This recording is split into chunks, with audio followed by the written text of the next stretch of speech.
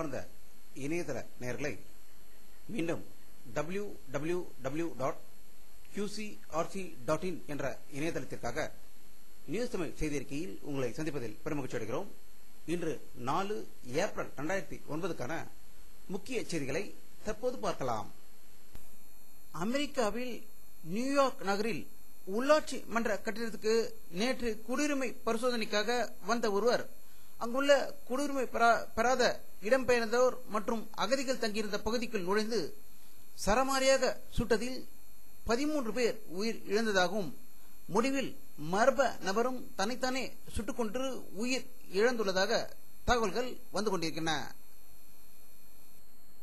அமெரிக்காவில் 13 பேரை சுட்டுக் கொன்ற சம்பவத்துக்கு தாலிபான் தீவிரவாதிகள் பொறுப்பு ஏற்றுள்ளதாகவும் பாகிஸ்தானில் அமெரிக்க குண்டு வீசியதற்கு பழிவாங்கவே இந்த தாக்குதலை நடத்தியதாக அறிவித்துள்ளதால் அமெரிக்க அதிபர் திரு பாரக் ஒபாமா அவர்கள் யூரோப்பில் சுற்றுப்பயணத்தில் இருக்கும்போது அதிர்ச்சி அடைந்திருப்பதாக தகவல்கள் வெளியாகிக் கொண்டிருக்கின்றன.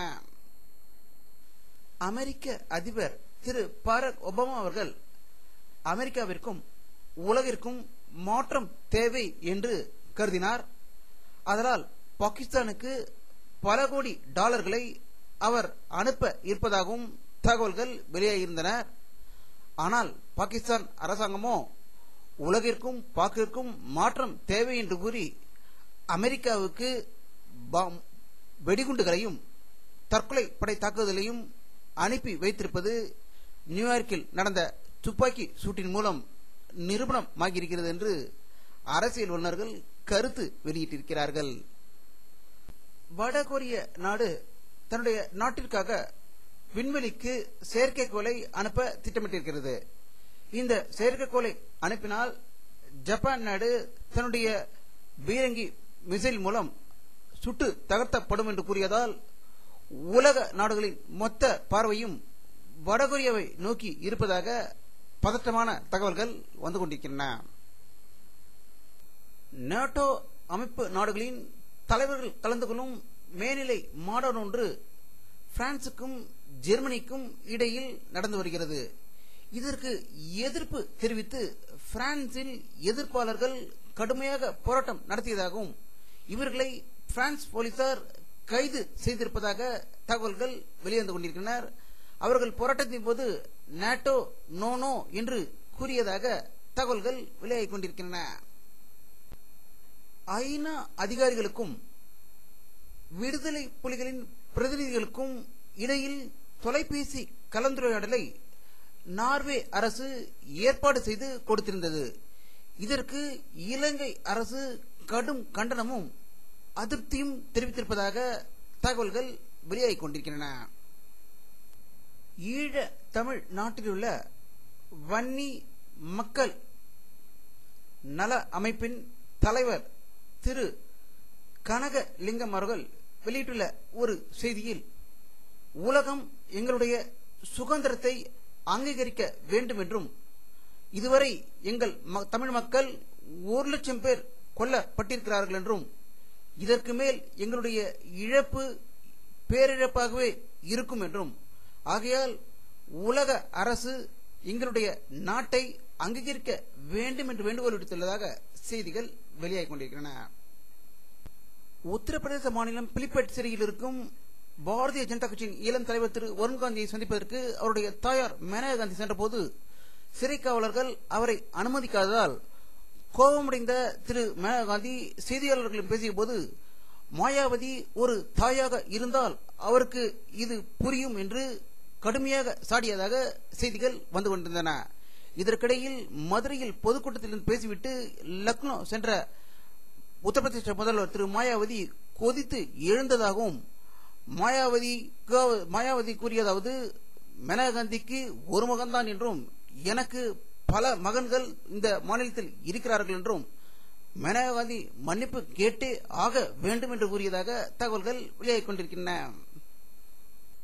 ஐக்கிய ஜனதா தள கட்சியின் ஆணி வேராக திகழ்ந்த ஜார்ஜ் பெர்னாண்டஸ் அந்த கட்சியின் பொறுப்பிலிருந்து நீக்கப்பட்டுள்ளதாக பீகார் முதலமைச்சர் திரு நிதிஷ்குமார் அறிவித்திருக்கிறார். அதற்கு காரணம், ஜார்ஜ் பெர்னாண்டஸ் வரும் நாடாளுமன்ற தேர்தலில் தன்னிச்சையாக போட்டியிட வேட்புமனு தாக்கல் செய்துள்ளார் என்பது குறிப்பிடத்தக்கது. மக்களவைத் தேர்தலில் உத்தரப்பிரதேச மாநிலம் அமேதி தொகுதியில் போட்டியிடுவதற்காக அகில இந்திய காங்கிரஸ் கட்சி பொதுச் செயலாளரும் சோனியா காந்தி மகனுமான ராகுல் காந்தி இன்று தனது வேட்புமனுவை தாக்கல் செய்துள்ளதாக தகவல்கள் வெளியாகிக் கொண்டிருக்கின்றன. காங்கிரஸ் கட்சியின் தலைவரும் அவருடைய மகளுமாகிய பிரியங்கா காந்தியின் மாமனார் ராஜேந்திர வத்ரே 60 டெல்லி விடுதி ஒன்றில் தூக்கிலிட்டு தற்கொலை செய்து கொண்டதாக செய்திகள் வெளியாகிக் கொண்டிருக்கின்றன. அவர் இதற்கு முன்பு பலரிடம் வேலை வாங்கி தருவதாக கூறி பண மோசடி செய்திருப்பது குறிப்பிடத்தக்கது. குடும்ப அரசியலில் தன்னுடைய மச்சானை புகுத்தினார் தேமுதிக தலைவரும் நடிகருமான விஜயகாந்த். தேமுதிகவின் இறுதி வேட்பாளர் பட்டியல் இன்று வெளியிடப்பட்டது. அதில் கள்ளக்குறிச்சி நாடாளுமன்ற தொகுதியில் விஜயகாந்தின் மச்சானும் தன்னுடைய மனைவியின் தம்பியுமான திரு சதீஷின் பெயர் வெளி வந்திருப்பதாக தகவல்கள் வெளியாகிக் கொண்டிருக்கின்றன. இதை பற்றி நம்முடைய அரசியல் வல்லுநர் கருத்து கேட்டபோது, திமுகவில் திரு கருணாநிதி அவர்கள் 50 ஆண்டுகால தன்னுடைய அரசியல் வாழ்க்கையின் வளர்ந்த பிறகே தம்முடைய குடும்பத்தை புகுத்த ஆரம்பித்தார். இன்னும் வளராத இப்போதுதான் முதல் படி எடுத்து வைத்திருக்கும் தேமுதிகவில் இப்பொழுதே குடும்ப அரசியல் உருவாகி விட்டதோ என்று என்ன தோன்றுகிறது என்று கருத்து தெரிவித்திருக்கிறார்கள். தமிழக மீனவர்களின் மீது முதல்வர் கருணாநிதிக்கு அக்கறை இல்லை என அதிமுக பொதுச் செயலாளர் செல்வி ஜெயலலிதா அவர்கள் குற்றம் சாட்டுகிறார்கள். கடந்த 2 நாட்களாக இந்திய கடல் எல்லையில் மீன்பிடித்துக் கொண்டிருந்த தமிழக மீனவர்கள் 23 பேரை இலங்கை கடற்படையினர் பிடித்து சென்று அவர்கள் உடனடியாக விடுவிக்க வேண்டும் என்று வலியுறுத்தியும் ராமேஸ்வரம் மீனவர்கள் காலவற்ற வேலை நிறுத்த போராட்டத்தில் ஈடுபட்டிருக்கிறார்கள் என்பது குறிப்பிடத்தக்கது.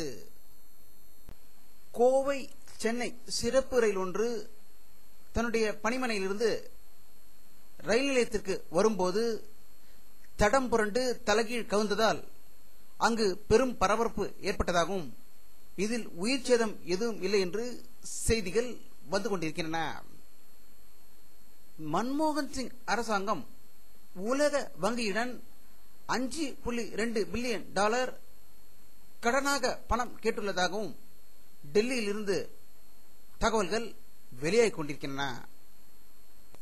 வானிலை அறிக்கை 4 ஏப்ரல் 2009 பிற்பகல் 3 மணி எடுக்கப்பட்ட சேட்டலைட் புகைப்படத்தை தற்போது பார்த்துக் கொண்டிருக்கிறீர்கள். தமிழகத்தில் மேகமூட்டம் எதுவும் தெரியவில்லை. வெயில் தாக்கம் அதிகமாகவே இன்றும் இருந்ததாக தகவல்கள் வந்து கொண்டிருக்கின்றன. ஆனால் வங்காள விரிகுடாவில் ஸ்ரீலங்காக்கு அருகில் அதிக மேகமூட்டங்கள் தமிழகத்தை நோக்கி வந்து கொண்டிருப்பது இந்த படத்தில் காணலாம். ஞாயிற்றுக்கிழமை திங்கட்கிழமைகளில் தமிழகத்தில் மேகமூட்டமும் மழையும் வருவதற்கான வாய்ப்புகள் இருப்பதே இந்த படத்தில் தென்படுகின்றன. இத்துடன் இந்த செய்தி அறிக்கை நிறைவடைகிறது. மீண்டும் நியூஸ் தமிழ் செய்தி அறிக்கையில் உங்களை சந்திக்கும் வரை உங்களிடமிருந்து விடைபெறுவது உங்கள் கே பாலாஜி. நன்றி.